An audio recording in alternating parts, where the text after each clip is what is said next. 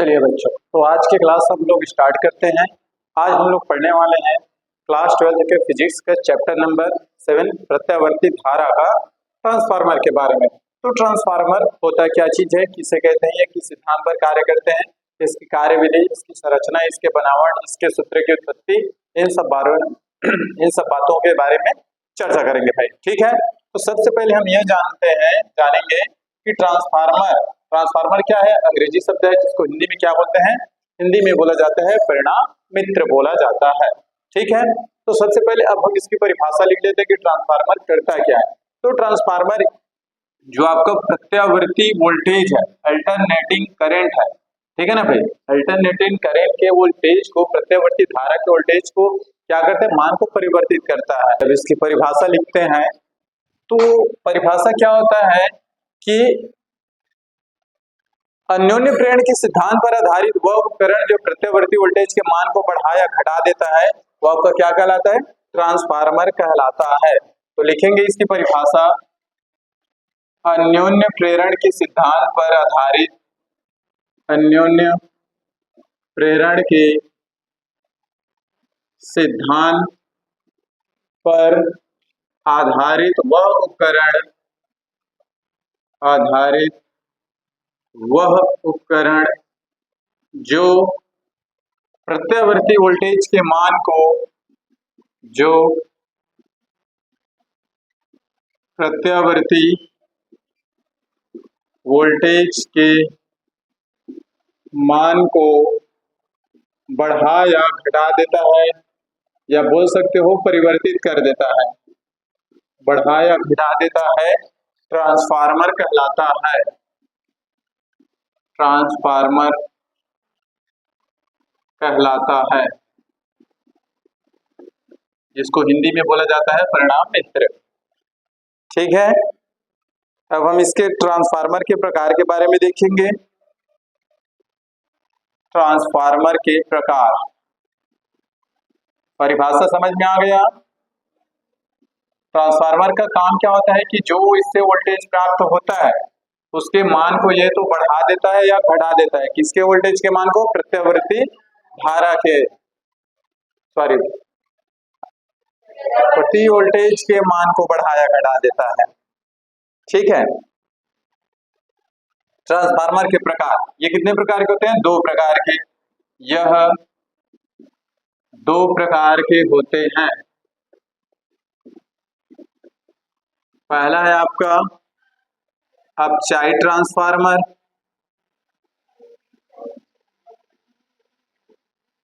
और दूसरा है आपका उच्चाई ट्रांसफार्मर। उच्चाई ट्रांसफार्मर, इस तरीके से ये दो प्रकार के होते हैं, अपचाई ट्रांसफार्मर और उच्चाई ट्रांसफार्मर। अब ये होता क्या है, इनके डायग्राम देखेंगे, इनकी कुंडली की संरचना कैसे की है, बनाया जाता है ये, और ट्रांसफार्मर के मुख्यतः कितने भाग होते हैं, फिर इसके कार्यविधि देखेंगे, इसकी बनावट, इसकी सिद्धांत, इसके सूत्र, फिर इसके उपयोग, फिर इसकी हानि, इस सब पर चर्चा की जाएगी। अपचाई ट्रांसफार्मर किसे कहते हैं, फिर इसका डायग्राम भी देखेंगे। ठीक है ना भाई, अपचाई ट्रांसफार्मर कैसे बनता है, इसमें होता है क्या चीज है। तो ये क्या होता है, अपचाई ट्रांसफार्मर वह ट्रांसफार्मर जो प्रत्यावर्ती वोल्टेज के मान को घटा देता है किंतु धारा के मान को क्या करता है, बढ़ा देता है, उसे क्या कहते हैं, अपचाई। क्योंकि देखो नाम से स्पष्ट चल रहा है, ऊंचाई मतलब ये क्या करेगा, प्रत्यावर्ती वोल्टेज के मान को बढ़ाएगा। ठीक है ना भाई, चलिए इसकी परिभाषा लिख लेते हैं। अपचाई ट्रांसफार्मर वह ट्रांसफार्मर जो प्रत्यावर्ती वोल्टेज के मान को, प्रत्यावर्ती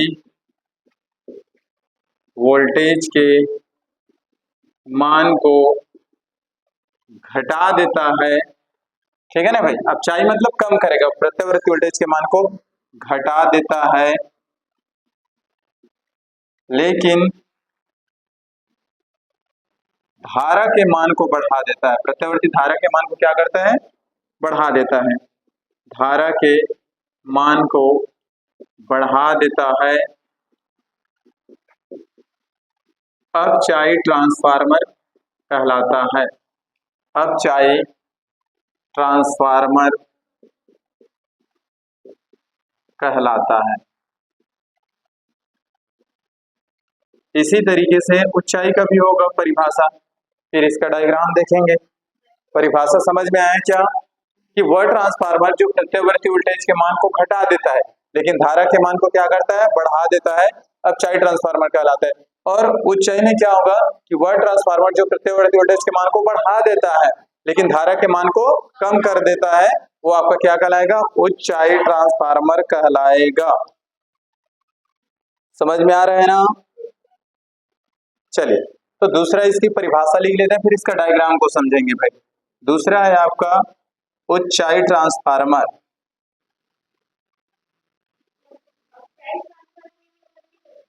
दोनों का है, अपचाई का भी है, उच्चाई का भी है।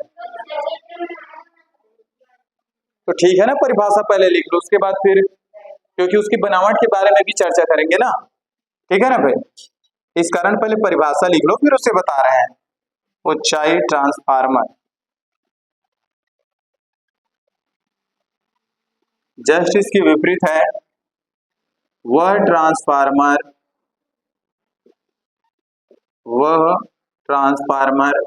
जो प्रत्यावर्ती वोल्टेज के मान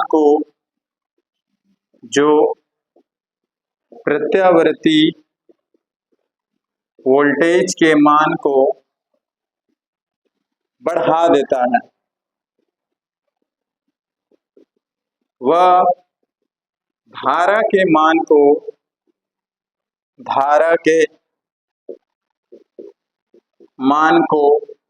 घटा देता है। उच्चाई ट्रांसफार्मर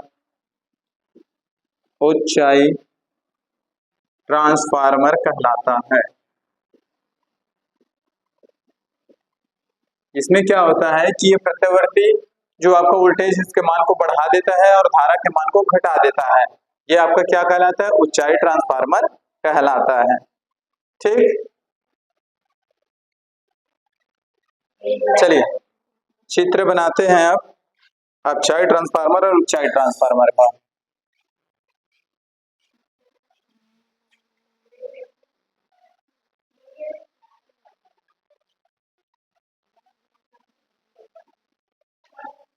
इसमें क्या होती है, ये जो बन रहे वो आपका क्या है, आयताकार पट्टियां, या तो बोल सकते हो इसे वृत्ताकार पट्टियां बोल सकते हो, ठीक है ना भाई।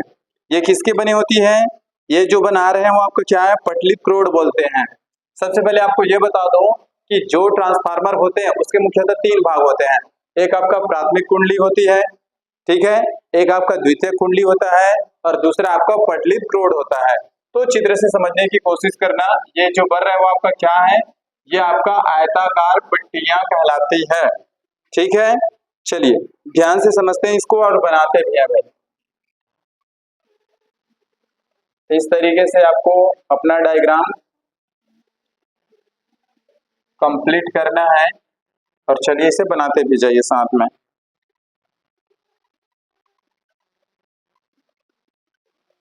इस तरीके से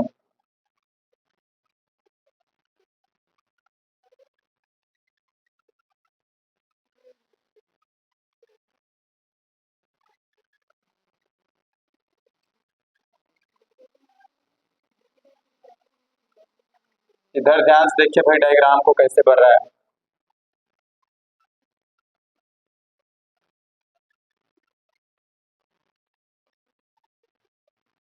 इस तरीके से आपको डायग्राम को बनाना है भाई, ठीक है।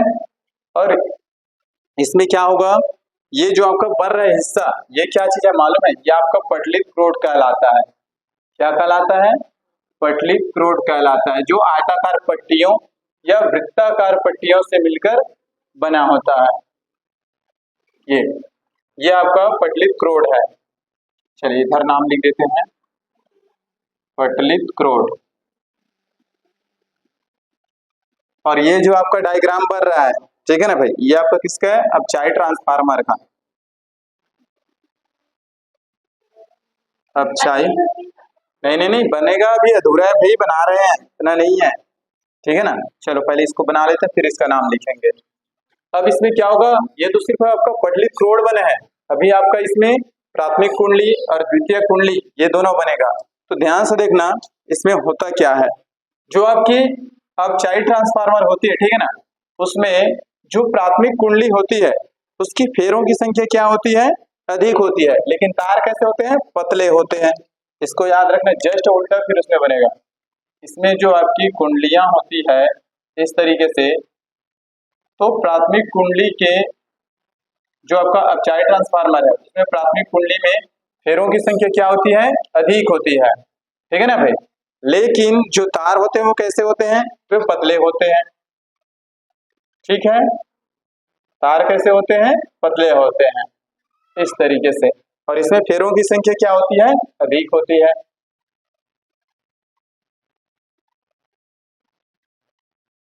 ऐसे, और जो आपको द्वितीय कुंडली होती है उसमें तार मोटे होते हैं और फेरों की संख्या क्या होती है, कम होती है। इस तरीके से ये आपका द्वितीय कुंडली है। तो प्राथमिक कुंडली चाहो तो आप इसे इस तरीके से भी लिख सकते हो, पहले तो आप इसे प्राथमिक कुंडली लिख सकते हो और फेरों की संख्या, ठीक है ना भाई, ये आपको फेरों की संख्या, और फेरों की संख्या को किससे प्रदर्शित करते हैं, एन से। ध्यान से देखिए इधर, तो यहां पर अगर हम फेरों की संख्या लिखें, चलिए आगे लिखेंगे, और यहां पर है आपका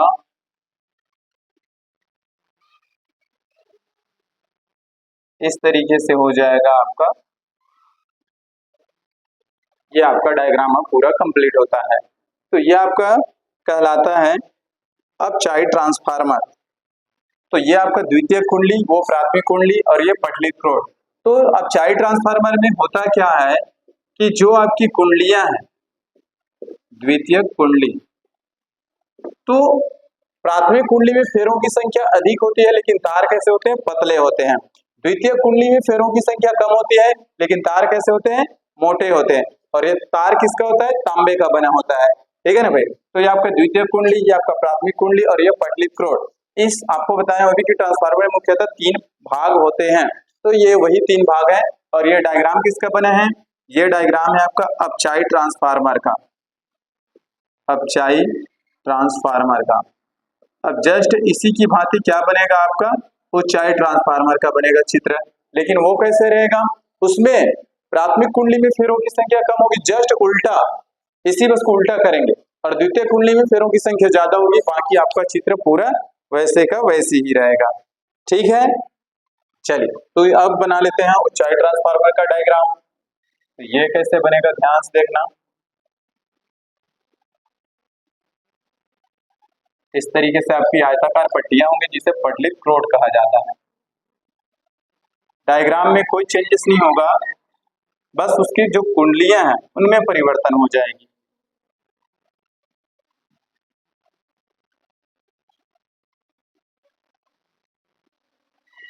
एग्जाम में पूछा जाता है भाई, इसको अच्छे से आप लोग याद रखिए, और बनाना भी है डायग्राम को अच्छे से, हर चीज का आपको नंबर मिलता है। इस तरीके से आपको क्या करना है, डायग्राम बनाना है। ये आपका फ्री हैंड है, इस कारण से डायग्राम अच्छे से नहीं बन रहे हैं, आप लोग स्केल से या किसी भी चीज से बनाइए, अच्छे से बनेगा। ठीक, इस तरीके से ये आपका ट्रांसफार्मर। अब इसमें जो कुंडलियां हैं, ठीक है ना भाई, तो इस बार जो आपकी कुंडलियां हैं वो क्या होगी, वो आपकी प्राथमिक कुंडली में फेरों की संख्या कम होगी, इस तरीके से।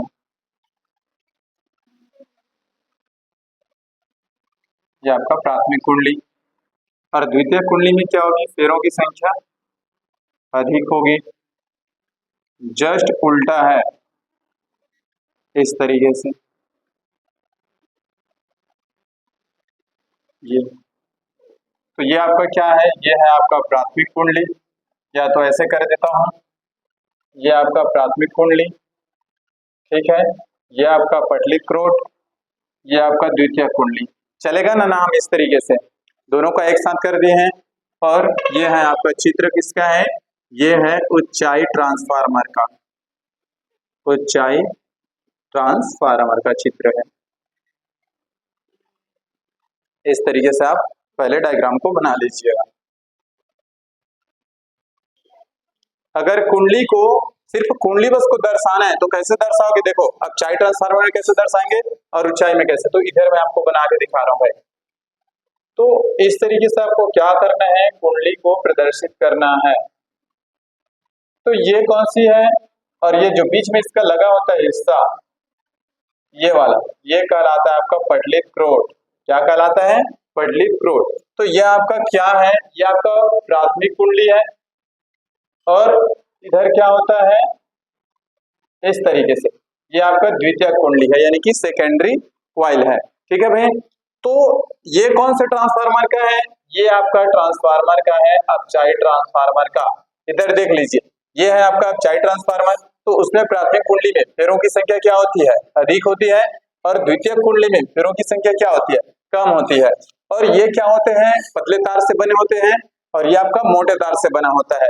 तो ये कौन से ट्रांसफार्मर में कहलाता है, अपचाई ट्रांसफार्मर में। इस तरीके से आप इसे प्रदर्शित कर सकते हैं अगर आप कुंडली को प्रदर्शित करेंगे तो। ठीक है, और जस्ट इसके विपरीत इसमें क्या होगा, इस बार इसमें फेरों की संख्या क्या होगी, कम, और ये आपका क्या है, पटलित क्रोट। तो जो आपका ऊंचाई ट्रांसफार्मर है इस तरीके से, ये आपका प्राथमिक कुंडली, ये आपका सेकेंडरी यानी कि द्वितीयक कुंडली। तो इस बार क्या होगा कि आपके जो ऊंचाई ट्रांसफार्मर है उसके प्राथमिक कुंडली में, यानी कि ये आपका प्राथमिक कुंडली है भाई, ठीक है ना, प्राथमिक कुंडली में क्या होगा, फेरों की संख्या कम होगी, और ये क्या होते हैं, मोटे तार के बनाए जाते हैं। मतलब मोटे तार है इसलिए आपको कम जगह की आवश्यकता पड़ेगी, और जो आपकी द्वितीयक कुंडली है वो पतले तार से बनाए जाते हैं, और इसमें फेरों की संख्या क्या होती है, अधिक होती है। तो ये आपका कहलाता है ऊंचाई ट्रांसफार्मर। तो इन्हीं को हमको पूरे शब्दों में अभी वर्णन करना है, इसका पूरा संरचना लिखना है कि ये कैसे कैसे कार्य करता है, ये किस किस चीज से मिलकर बना होता है। ठीक है,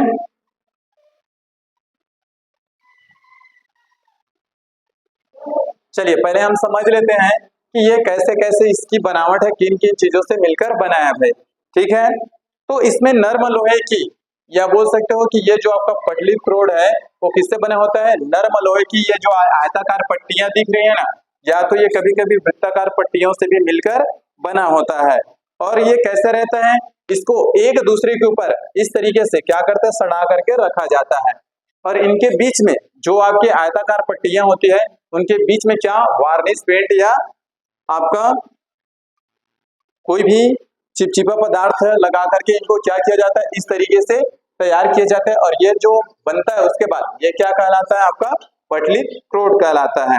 फिर से सुन लीजिए, इसमें नर्म लोहे का आयताकार पट्टियां या वृत्ताकार पट्टियां जिसे एक दूसरे के ऊपर क्या करते हैं, रख कर उचित मोटाई का क्या करते हैं, इसे बना लेते हैं, और इन आयताकार पट्टियों के मध्य वार्निश पेंट ग्रीस ऑयल रख करके क्या करते हैं, इसे लगाया जाता है। और ये बनने के बाद, ये पूरा बनने के बाद क्या कहलाता है, आपका पटलित क्रोट कहलाता है।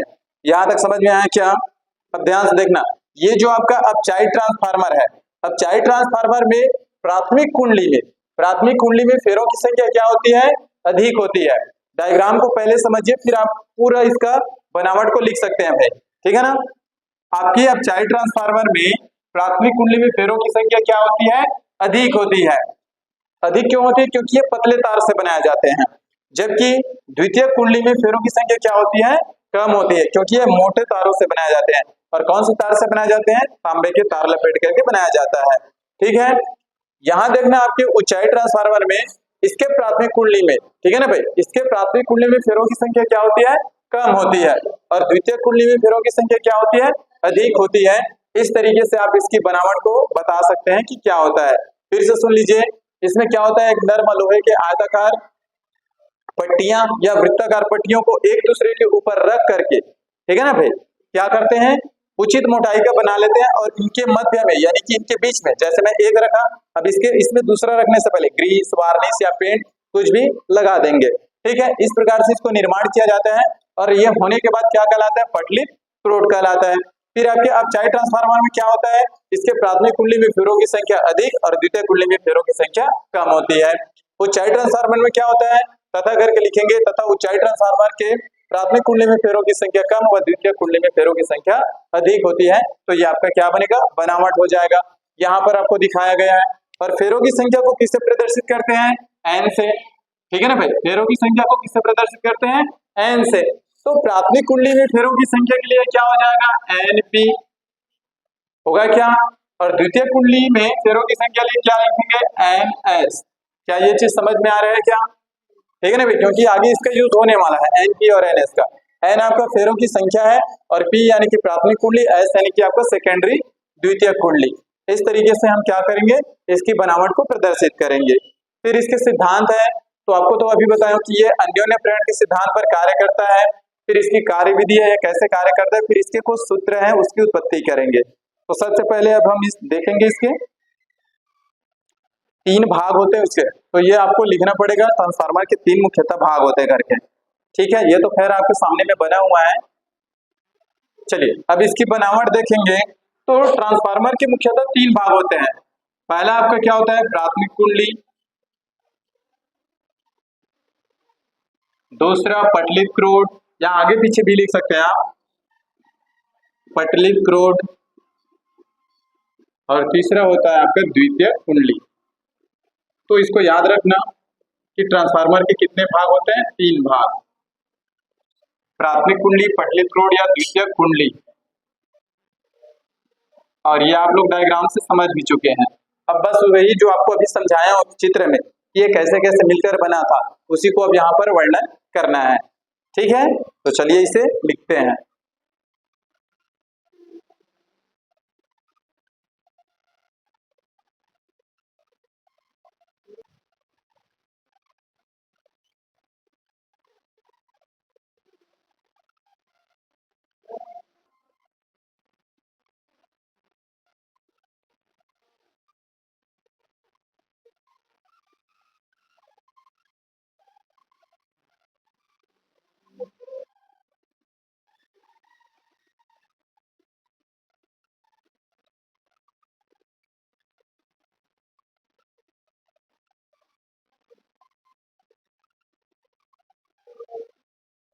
चलिए बच्चों, अब हम देखेंगे ट्रांसफार्मर के सिद्धांत, कार्यविधि एवं सूत्र।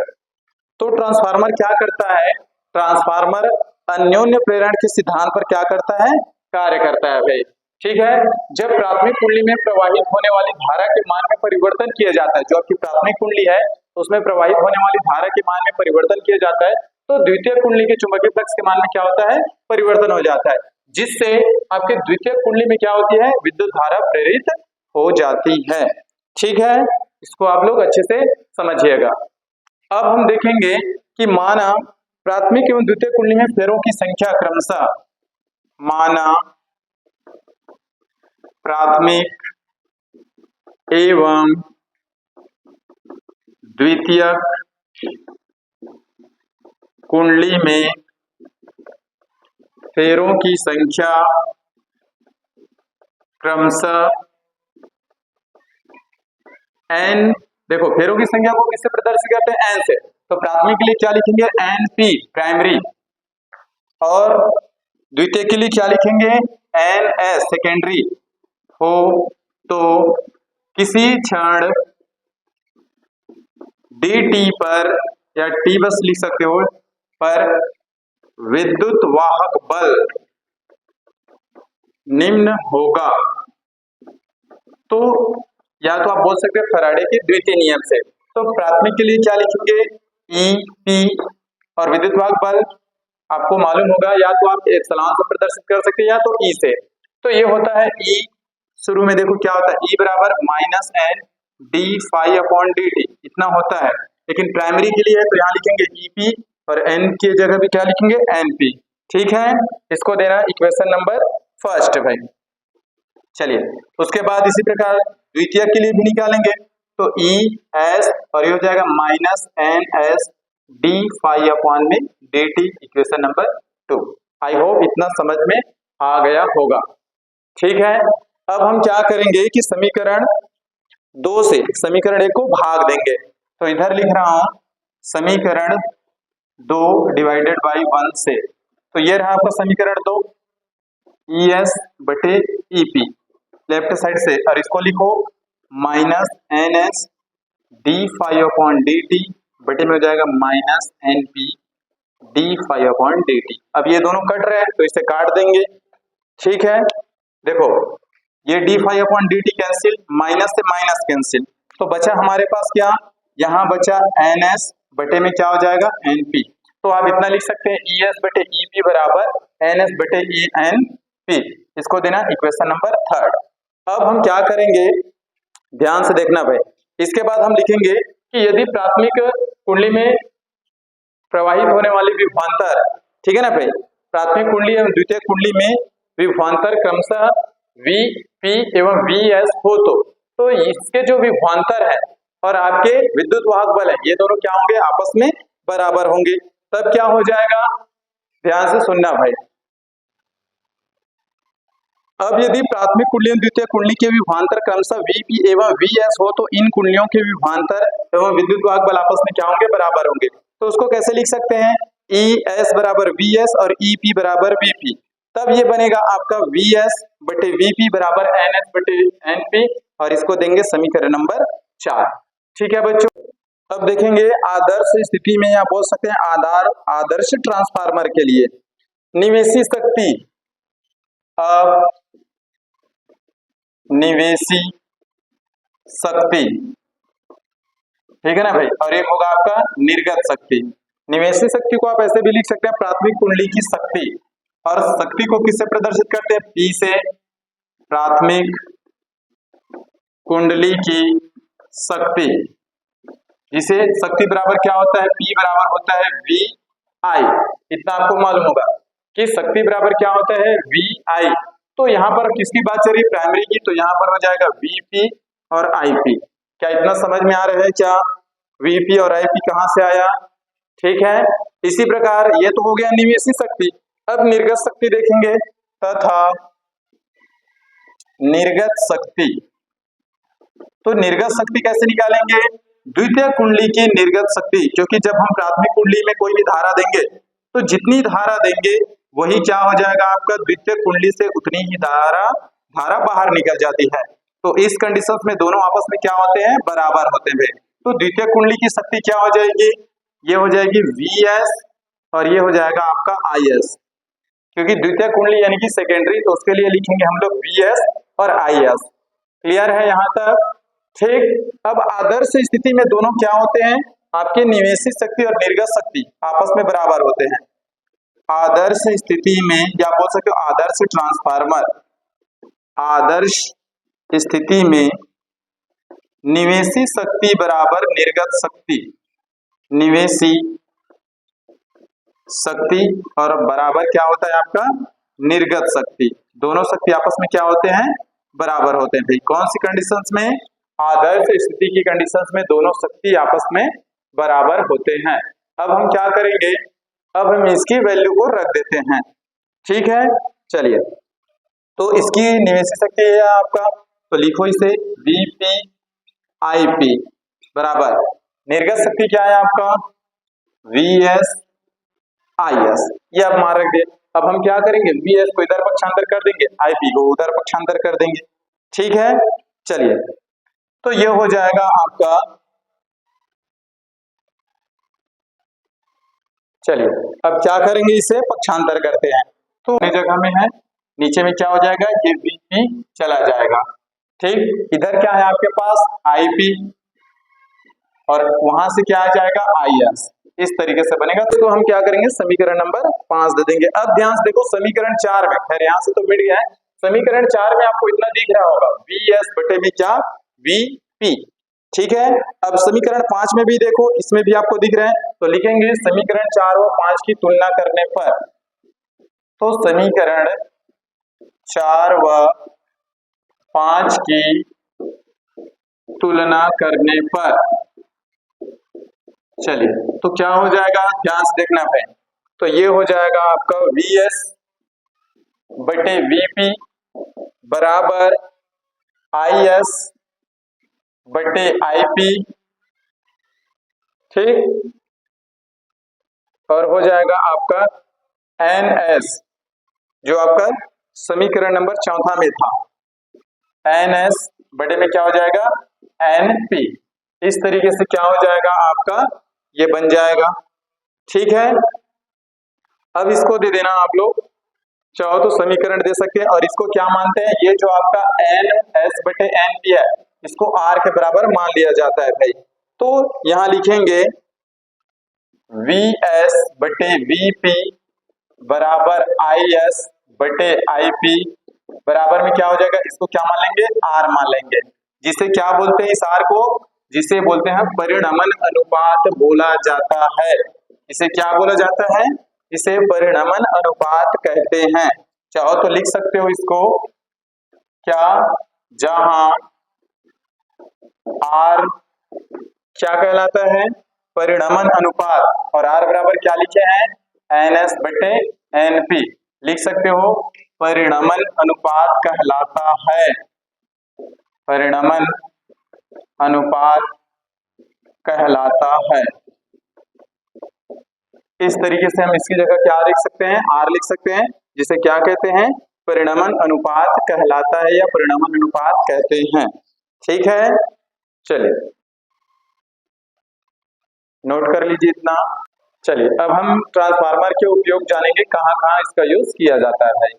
ठीक है, चलिए बच्चों अब इनका उपयोग देखेंगे। ट्रांसफार्मर का उपयोग, तो ट्रांसफार्मर का उपयोग कहाँ किया जाता है, एलिमिनेटर व पावर सप्लाई में, टीवी, रिसीवर, रेफ्रिजरेटर, टेलीफोन व विभिन्न जितने भी इलेक्ट्रॉनिक उपकरण हैं उनमें इसका क्या किया जाता है, उपयोग किया जाता है, किसका, ट्रांसफार्मर का। फिर बिजली को एक स्थान से दूसरे स्थान तक ले जाने में भी क्या किया जाता है, ट्रांसफार्मर का उपयोग किया जाता है। इस तरीके से ट्रांसफार्मर के जितने भी हैं, उसकी संरचना, उसकी बनावट, उसकी कार्यविधि, उसके सूत्र, उसके उपयोग, ये सब आपका पूरा कंप्लीट होता है भाई। तो इतना आप लोग, आई होप आप लोगों को इतना समझ में आ गया होगा। ठीक है, इतना आप लोग नोट कर लीजिएगा। ठीक है।